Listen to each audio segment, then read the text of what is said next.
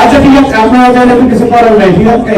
বসের আমাদের সিনেমার একটি প্রোডাকশন সিকিউরিটি গার্ড নাটকের বসেরই স্পন্সর, ওইটাতে আমি নিজে একটা কাজ দিয়েছি। বস আমাকে বলেছিল তুমি দাও, আলহামদুলিল্লাহ খুব ভালো রেসপন্স ছিল। ঠিক আছে, ভাই করধান রক্তের বাঁধন বাবার অভাব করলে পিরুন, তুমি বিলিয়ে ছাড়া আমার মুখে ফুটিয়েছ হাসি অবিরত, তুমি আমার দুনিয়া, তুমি আমার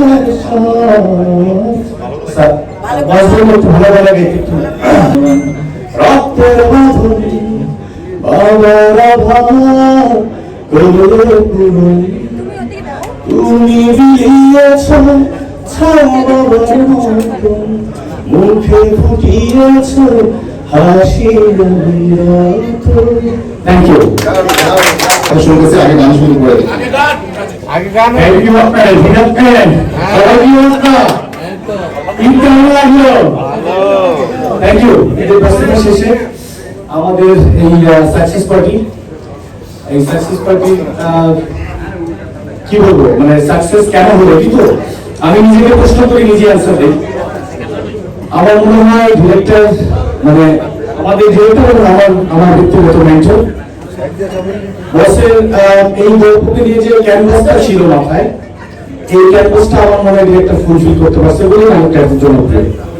কারণ প্রতিটা ডিরেক্টরের ভাবনার জায়গা থাকে, ভাবনাটা প্রপারলি এস্টাবলিশ করতে না পারলে সেটা হিট হয় না।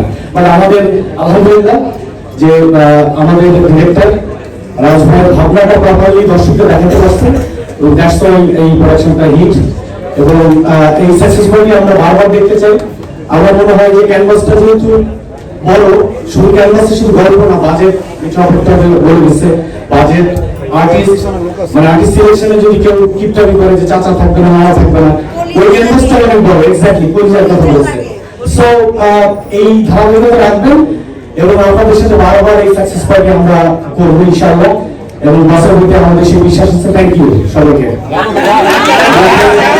কথা বলবো, নাকি গান শুনতেছি।